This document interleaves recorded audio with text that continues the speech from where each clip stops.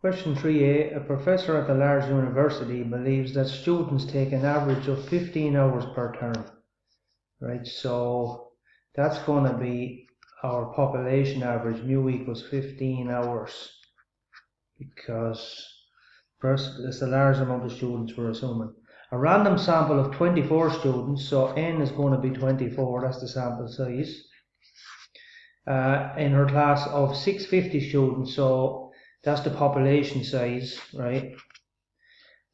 Reported the following number of credit hours that they were taking, the 24 did, right? Does this sample indicate that the students are taking more credit hours than the professor believes? Now, more or more than, that indicates a one-sided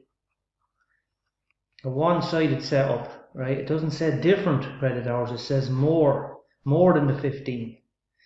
So test an appropriate hypothesis and state your conclusion. Now, n equals 24, n is less than 30, which is kind of a cutoff. 30 is a cutoff sample size. We're not provided with the population standard deviation, sigma. So I'm inclined to go with a t-stat. A t-stat here. So we'll have t equals x bar minus mu, and this is, it's a sample of 24, so underneath here we're going to have the sample standard deviation s, and on the calculator that's s sub x, so s sub x over root n, and that's how we're going to work out our t, we call it our t statistic. Alright, now n equals 24, so our degrees of freedom is going to be one less.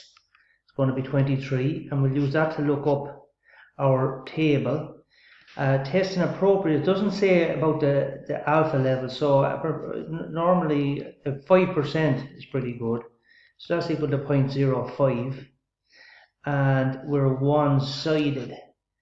So before we go any further, we could look up our t critical value from the table. And we're going to look for the degrees of freedom, DOF equals 23, and we're going to go one-sided, right? One-sided. So give me a minute now. Now here I've copied in the table C, the t distribution critical values from the exam paper. Now we have 23 and we're one-sided, and our alpha level we've decided is 0.05 or 5%.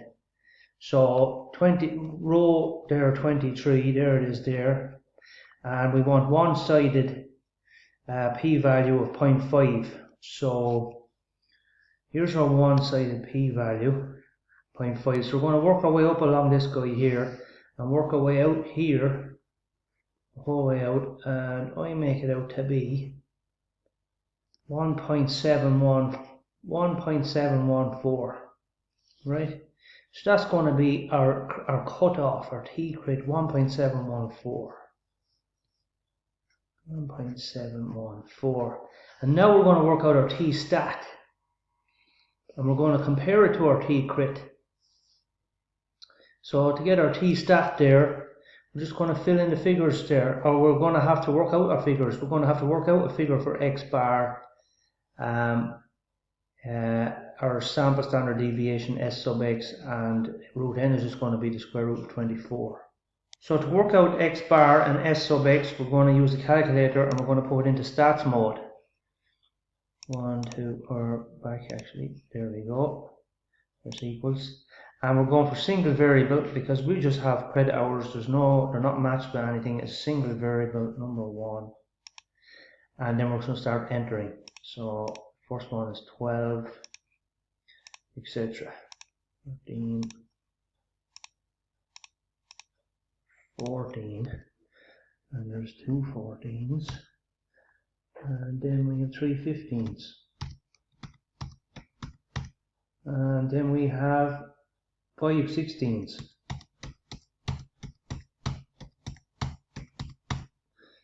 So how many is that? Yeah, that brings me up to 12 values, and then we have 3 17s,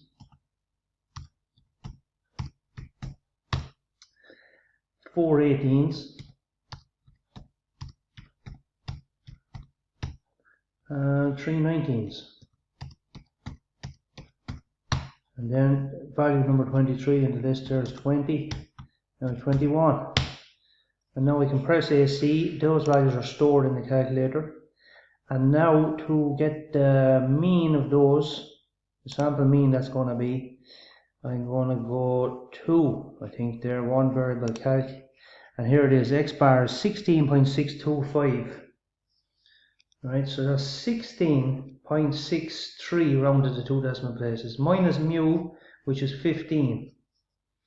All over s sub x, we're going to work that, get that from the calculator in a second, and that's going to be root 24 there. So back to the calculator. S sub x is not on this screen, toggle down. There it is there, 2.22 to 2 decimal places. 2.22. And now we're going to bang this guy into the calculator to work out a value for t stat. So I'm going to go AC, I'm going to go back to calculate, press equals, fraction key, 16.63 minus 15 downstairs then, and I'm going to have another fraction there, 2.22 downstairs, and stick in the square root of 24, and I get 3.596. Now to 2 decimal places that's going to be 3.60. 3.60. And that's our t stat, right? Here's our t crit, we worked out, we got that from the table, and our t stat equals 3.60. So here I've written them down again. T stat, we worked out at 3.6. T crit, we looked up 1.714. Now, T stat, this T crit was got at the 5% level. T stat is greater than T crit, the critical value. So we reject the null hypothesis H sub 0. Right? Now the question in English there was, does this sample indicate that students are taking more credit hours than the professor believes? And the answer is yes. Yes. And then I'll pull the wording from the question. This sample does indicate that students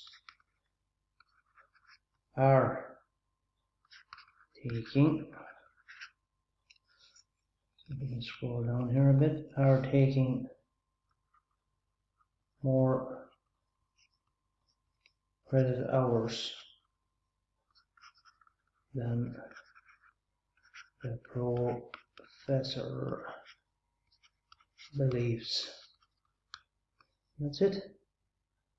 10 marks in the bag.